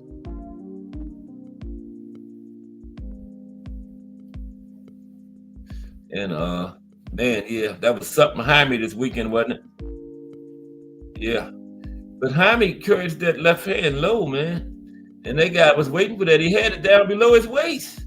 The left side of his face was wide open. And that guy loaded up on that punch, man. Yes, he did. He loaded up. And Jaime just crumpled. I don't even know if Canelo chin could have withstood that, man. Because Canelo ain't going to leave himself wide open like that either. You know, like Jaime did. He was just... Okay, let me do this real quick. Sugar Ray Leonard and Canelo. I didn't know it was going to last this long. Usually it lasts right until... I know what happened though. I kept messing with their music all the time. That's what ate up my time. Let's put the link in. But anyway, this is an interesting matchup. You know, both were the biggest stars of their respective eras. And their different styles really make it a good matchup, you know. You know, Canelo is known for his powerful punching, particularly his left hook and body shots. Canelo has excellent defensive skills, including head movement, shoulder rolling, which allow him to evade punches effectively, right? And Canelo's experience in multiple weight classes has given him versatility and the ability to adapt to different opponents. Now, Sugar Ray, where's Sugar Ray at? He was an exceptional athlete. We just talked about him a little while ago, you know, remarkable speed, footwork, and handwork, great boxing IQ. But anyway, I had Sugar Ray winning. He would just hitty pat and stay outside, and so kind of similar to Floyd, you know, similar type of fight. Sugar Ray would win widely on the cards in that one. Yeah, Sugar Ray over Canelo. Yeah, we're gonna get some link time because we haven't had none in a couple of days. You know, let's see. Okay. Yeah, but Sugar Ray over Canelo by unanimous decision. Split. You know, one of the judges going to give it to Canelo. 115, 113. It could be 120 to 108, but they're going to make it 115, 113. And one judge going to give it to Canelo. You know how it is. But hey, that's how it is. Remember Revolve? 115, 113. Come on, man. They almost gave Canelo a draw in that one. I don't know where my Earl at.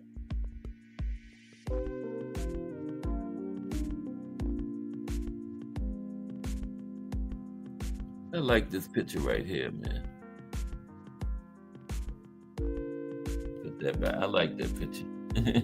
That's later in their careers. I mean, after their careers. That was outside. Hagley had traveled out there to visit them. They outside the Kronk Gym. Him and Hearns and Emmanuel Stewart. Yeah. All of the four, like I tell you, all of the four kings became friends after their careers, you know. Yeah. You know, you create each other and then you're in that organization, like you can't help but get respect for each other, man, you know, in that situation. Can't help it, man. I don't know what's going on with this thing today. I couldn't get the music right at first. Okay, here comes the link. Here comes the link, Jarrell. Calm down. You haven't dropped it in a couple of days. I didn't know it's gonna run this long though, but I kept messing with that music, remember? I took it off loop. I don't know how that happened. I took it off loop for some reason. Yep. We're gonna get like 15, 20 minutes of link time. That's enough to chop it up or chop it down. You will want to come talk about Tank and Bud. Well, it's coming in 1 minute. T Hill in the building, Define Arnie. The regular link people. But the link is for everybody. Each and everybody can hit the link. All are welcome. Okay.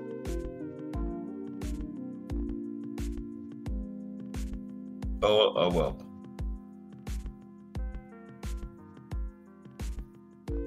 You hit the link, okay? If I can get it in.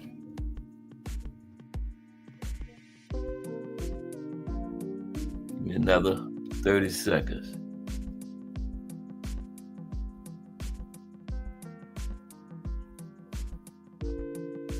Twenty seconds. 10, 9, 8, 7, 6, 5, 4, 3, 2, 1.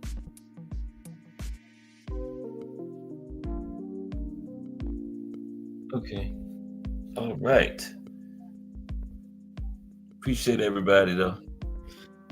Hope everybody. This is the fight week for the big heavyweight rematch. Fury and Usyk, remember? Okay. Damn. I'm coming. Fury and Usyk, remember? Just T Hill. You still in here, Jarrell? What's up, T Hill?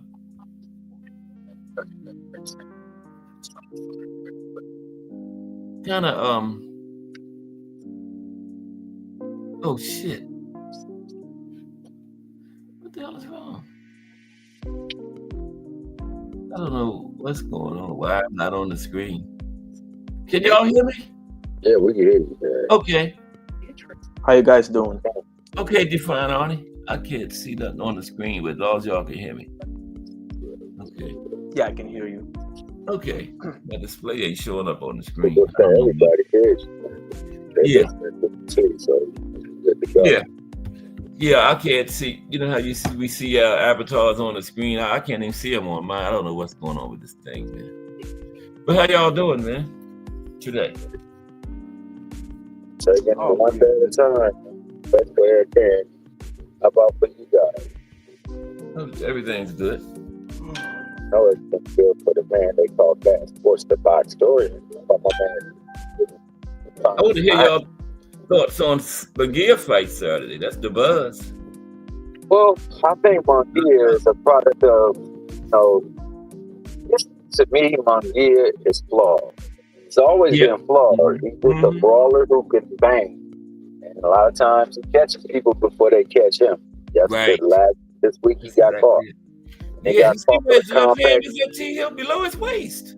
Yeah, well, because he can take a punch, you know, oftentimes he'll trade that punch. Yeah. And there's bad habits as well, too. When you're getting away with fighting that way so long, you start to be predisposed to believing that's a good muscle memory. That's a bad muscle memory. And unfortunately, it just came back and paid.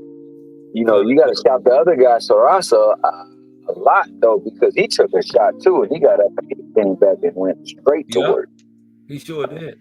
It was a good fight. Unfortunately for Mongear, it's pretty much, see, to me, that's the telltale sign that I saw also with Devin. Certain things he's just susceptible for.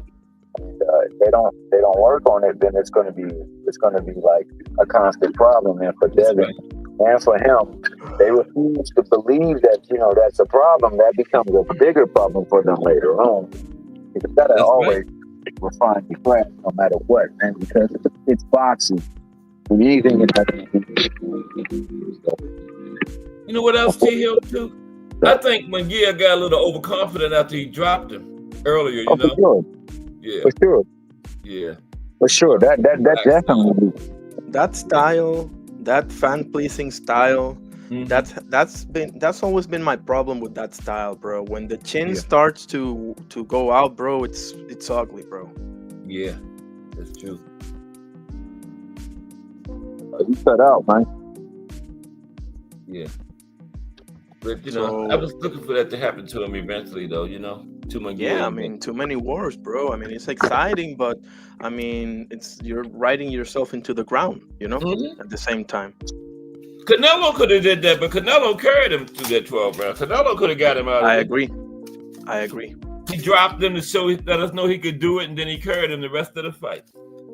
Yep. It's like Arturo Gatti, all those guys, as much as you love them and stuff, I mean, bro, like, that comes a point where you just can't handle it anymore, man. You gotta have defense, bro. Otherwise, I mean, yeah, you're 100%. It's too much, man. Yep. Yeah. And that French guy was unbeaten too. He was unbeaten. Bruno? Yeah. Bruno. Mm-hmm. This is what's so great about boxing, bro. Some guy nobody know from France pulls it off and gets a picture with Chavez, bro. How amazing is that, bro? Ain't that something? Yeah. I was so happy for the kid, bro. Yeah. Honestly. Because he should be getting some big fights. Especially his next one should be a pretty big one, man. Yeah. I mean, whatever happens, if he gets cleaned or whatever, he's going to get a payday and he's going to get exposure. So, well done, bro. Was he ranked? Anybody know where he was ranked at coming into this one? I have no idea. Yeah. I probably wasn't in the top 10 then. Because I knew nothing about him. Remember, we talked about it last week. I didn't know anything about the guy.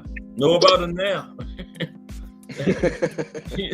You know, everybody knows him now.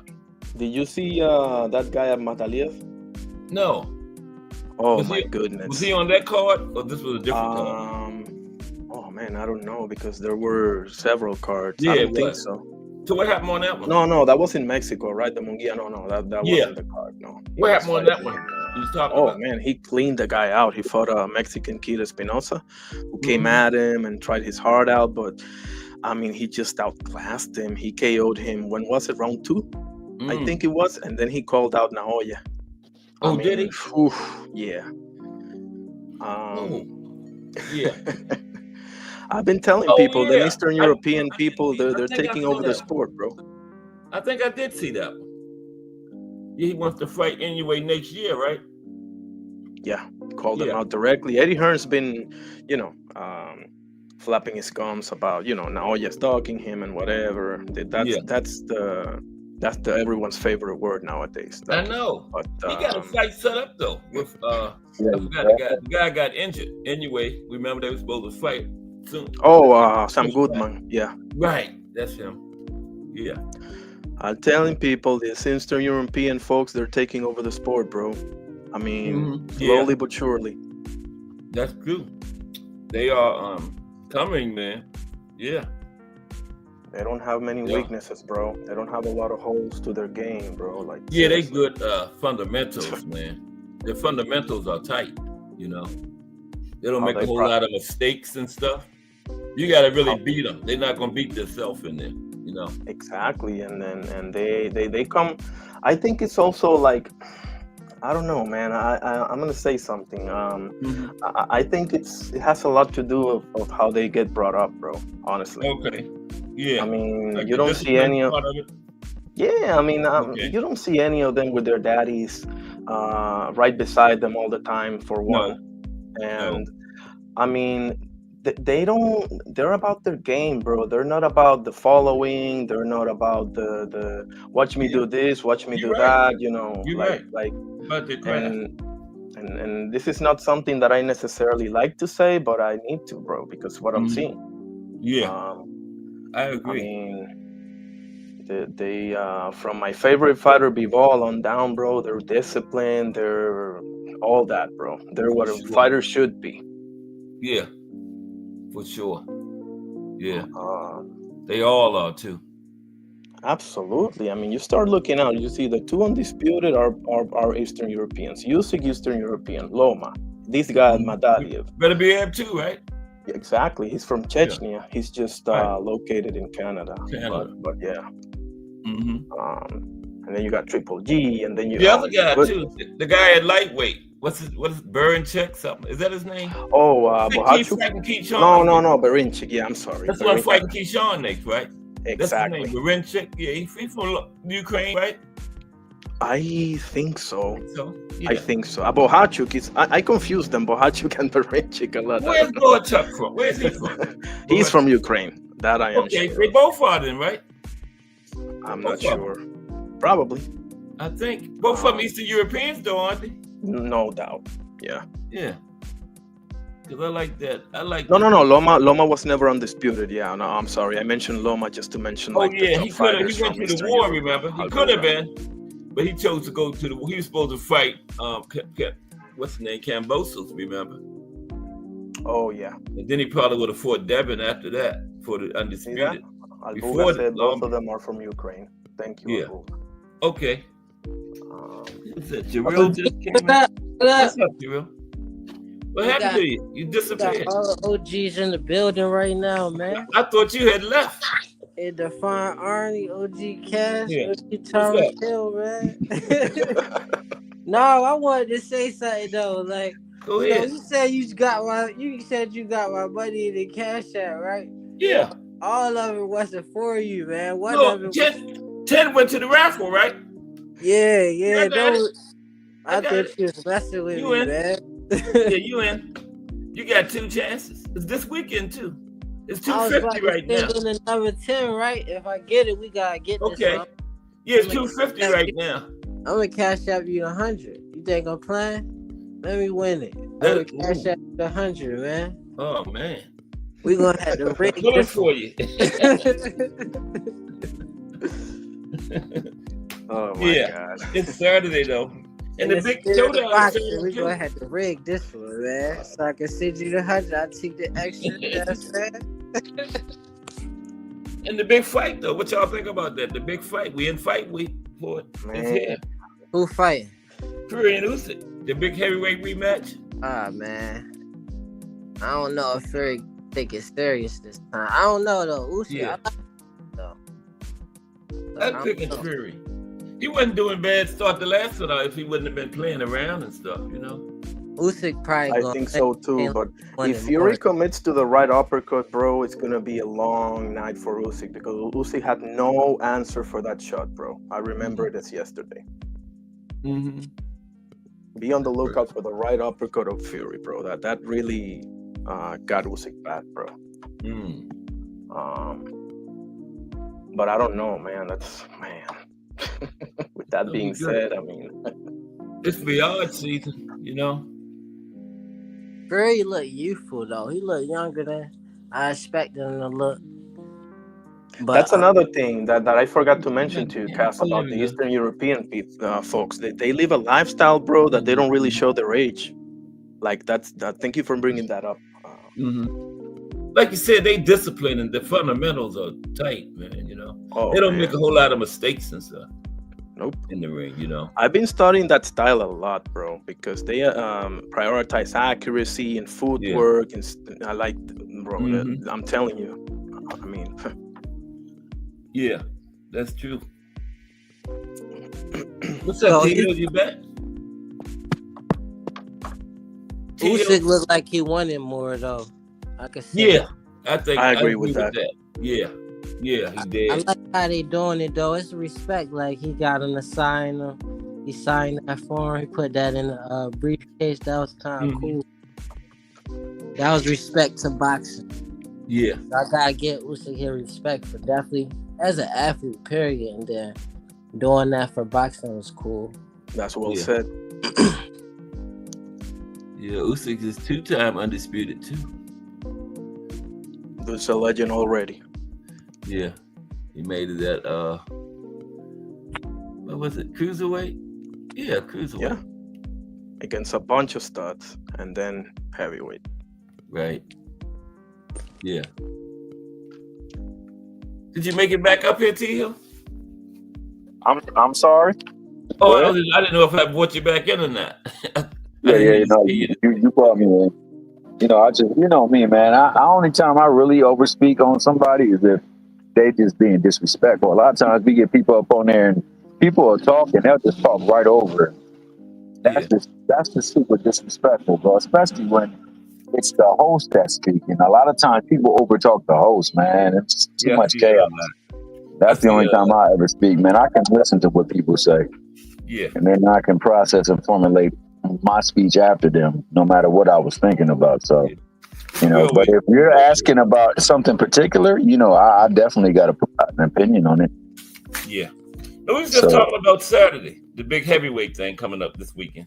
Oh, absolutely a big fight. I mean, to me, if both fighters are going in top, I still believe Usyk is the superior boxer. Okay. And on top of that, he can at times bang with folks, and he won't allow for Fury to put his weight upon him. And then let's be honest, with the exception of like shaky gloves, his biggest like advantage in the ring is putting his weight on folks and doing like things that disrupt, you know, their timing and really their focus. He does a lot of things that are like old school Texas. My God, that almost was an accident. But Yeah. you know, I expect for Usyk to win late round stoppage or unanimous decision. Okay. T-Hill, Be surprised about I that. can see we that got a happening. quick question for you. You hear me? Go ahead, baby boy. So did you see the when First fight. Fury fought the Klitschko brother, right? I don't Mhm. remember that fight. I gotta go back and watch it. Like, so how was he fighting like then? I know he do all those tactical things you was saying. I just feel like I remember him actually doing more fighting back But you remember when he fought at that time, he was also a lot thinner too, yeah. a lot more in shape. You know, wasn't going through mental anxiety as well too. I mean, it was a lot better space mentally. You know, most of his situations with his weight is attributed or can be associated or tied to the fact that he had some mental things that he had going on. And, you know, a lot of people rarely give Deontay Wilder the respect, but Deontay Wilder is who brought him back, who made him, you know, able to be in a good space to be in physically, man. So No doubt. Deontay Wilder, In the building. somebody, you know, cared enough for him to try to bring him out of the funk and get him a good space and a good payday. So Mm-hmm. Yeah. I think he also changed trainers. He definitely changed. He definitely did a lot of things technical back then, more technical than he did right there. He's always been a fantastic boxer. Now, the boxer that Usyk has always been, I don't think so. The bigger guy, absolutely. And I think that Usyk is smart enough not to allow somebody to put their body on him. And I think that's where he's going to struggle. Because even though he has the longer reach and you know, he has the bigger frame, Usyk knows how to set in and close distance. He's very sneaky at that. I mean, the absolute best at the like bigger weights that does that gets no respect is actually my main man, Better Beef. But you know, he never gets the respect that he deserves. But yeah, you're right about that. I mean, he was definitely a different boxer back then, but he was in a different headspace. I think if he used any of that, even without being completely in shape, it's a domination. Right. He had to change his approach for Wilder. Remember, he boxed the first fight, they called it a draw, and then he went to Sugar Hill and everything. And that's also a part of it. But yeah. Yeah. Let's get ready to wrap it up, fellas. Y'all got anything in close? Wrap it up. Let me get one more skill on because you know I was quiet as all hell. Yeah. I was going to say that, you know, in those matchups, Oh, yeah. don't see now one of the newer fighters or the new age fighters beating any of those four kings at all. Yeah. And on top of that, I honestly see most of those stoppages. Yeah. Most of them stoppages. And if we're playing the 15-round game, they definitely stop. Definitely 15 rounds. Yeah. The only matchup I'm not sure of is Triple G and Hagler. That's the only one that I'm not completely sure of. Triple G. Oh wow, we gonna have to talk about that the next go around for sure. I don't think it would be a stoppage. I gave Hagler the decision. Two best chins ever. Yeah, it's hard to stop Triple G. And you make a point though. It is the best two chins ever. Yeah. Yes, it's hard to stop. Hagler can switch hit, but I mean, that's a hell of a debate, actually. I mean, yes, it is. Yeah, we're gonna have to get into that. You got Triple G in the 15-rounder, though? I knew that would be a good one. Yeah, bro. Triple G never got tired, bro. Are you kidding me, bro? He trained up in the altitude, and I'm sorry, I'm not gonna go on and on. Cass already said. Yeah, we're gonna get into that. What's up with y'all, the Casuals Corner? What y'all doing over there? You know, Triple G. Is you over there, T-Hill? Yeah, we'll line that up. Definitely can line that up. Gotta make a call tomorrow. For that. That's right. Yeah, that would be an excellent one for that.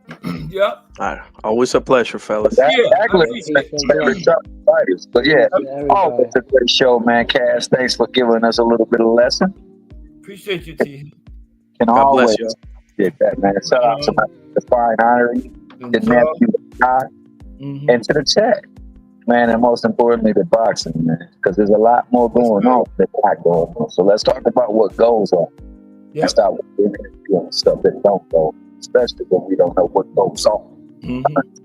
But I salute you all, and I bid you have to do much love, much blessings. Be safe out there in South Texas, and get that bag. It's 100% yours. And Merry Christmas, Mickey Frickies. Appreciate you, T Hill. Yeah, boxing is what brings us together. Appreciate T Hill, Define Arnie, and Jaw. Everybody. Just Do Boxing, D Free, Thomas Hill, Jarrell Hattie, Kensaw Love 1, Terrell Cameron, BN Boxing News, Mike Rim, Define Arnie, D for the Win, Al Booger, Crush the Legend, Melanin Queen 27, Mike Mazik, Ray Patterson, Trump, and Miss Cass. And that's a salute to Thomas Hill, Define Arnie, and Jaw, my esteemed panelists. We'll be back tomorrow, talk about the middleweight division. And I will see y'all tomorrow. Because if it's Monday through Friday, 2 p.m., it's the Boxtorian bringing you all that boxing history. Just Do Boxing is straight ahead. This is Cass Sports. Everybody have a great day. And I will see y'all around those JBT streets.